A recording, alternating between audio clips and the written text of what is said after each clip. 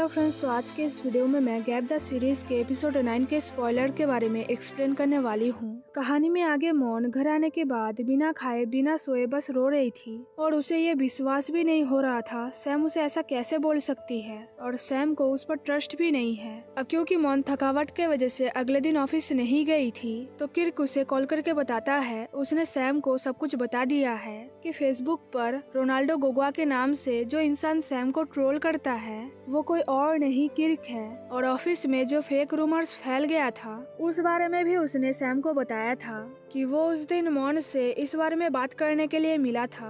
और फिर किर्क मौन को बताता है उसे फिक्र करने की जरूरत नहीं है और वो नहीं चाहता सैम उसे नफरत करे क्योंकि मौन उसके बहन के जैसी है। फिलहाल सैम को सच पता लगने के बाद जब वो मौन से मिलने उसके घर आई तब मौन पहले तो उससे मिलना नहीं चाहती थी, लेकिन फिर बाद में दोनों बात करके सारा मिसअंडरस्टैंडिंग क्लियर कर लेते हैं। और उस वक्त सैम जब मौन को बोलती है उसे माफ करने के लिए क्योंकि उसने जो भी किया वो सब गलत था, तब मौन माफ करना तो दूर सैम को घर जाने बोलती है क्योंकि सैम को तो उस पर विश्वास ही नहीं था। जो सुन के सैम जब बताती है वो पूरी रात रो रही थी क्योंकि उसे जेलस फील हो रहा था। सैम को ऐसा लग रहा था मौन की अफेयर या तो किर्क के साथ या फिर नोब के साथ चल रहा है और ये जेलसी वाला वर्ड सुन के मौन का गुस्सा ठंडा हो जाता है। और फिर सैम जब कहती है वो उन दोनों के बीच सब कुछ ठीक करने के लिए कुछ भी कर सकती है तब मौन पूछती है क्या सच में वो कुछ भी कर सकती है। अब क्योंकि मौन को कुछ चाहिए था इसलिए वो सैम के साथ उसके घर जाने के लिए राजी हो जाती है और जाते वक्त अपने पेरेंट्स को ये बहाना देती है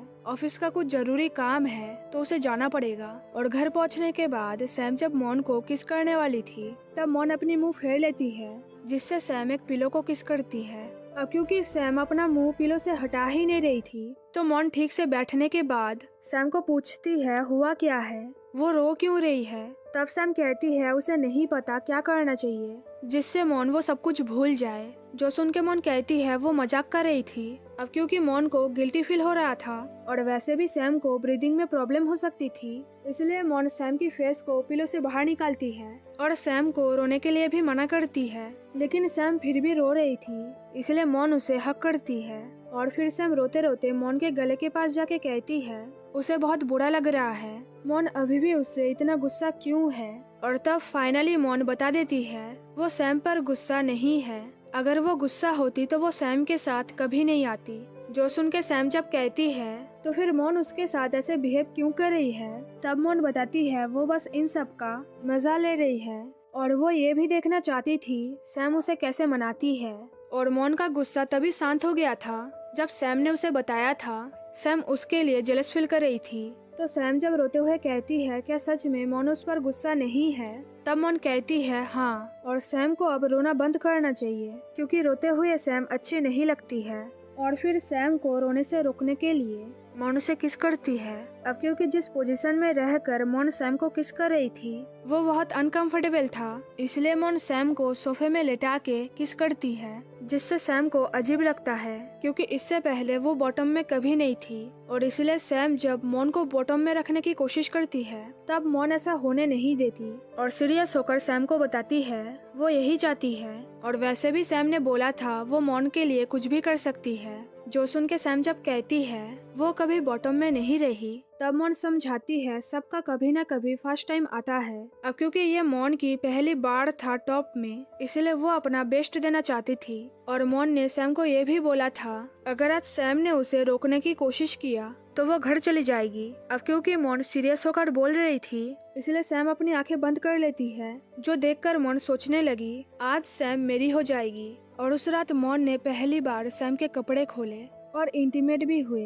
कहानी में आगे अगले दिन दोनों साथ में ऑफिस जाते हैं। एम्प्लॉयज के सामने तो दोनों एक दूसरे से दूर रहते हैं लेकिन जब उन दोनों को कोई नहीं देखता तब दोनों एक दूसरे का हाथ पकड़ते हैं। और उसी दिन नीता सैम से मिलने आती है, लेकिन जब नीता सैम को कहती है उसके बिजनेस पार्टनर बनने के लिए तब सैम समझ जाती है किर्क ने उसे धोखा दिया है। किर्क ही वो इंसान है जिसने कंपनी के कंटेंट आइडियाज नीता को दिए थे और इसलिए सैम किर्क पर बहुत गुस्सा हो जाती है। पहली बात तो ये था सैम को ऐसा लगा नहीं था किर्क उसके साथ ऐसा करेगा और दूसरी नीता को अपना बिजनेस पार्टनर बनाने से पहले किर्क ने उसे पूछा तक नहीं।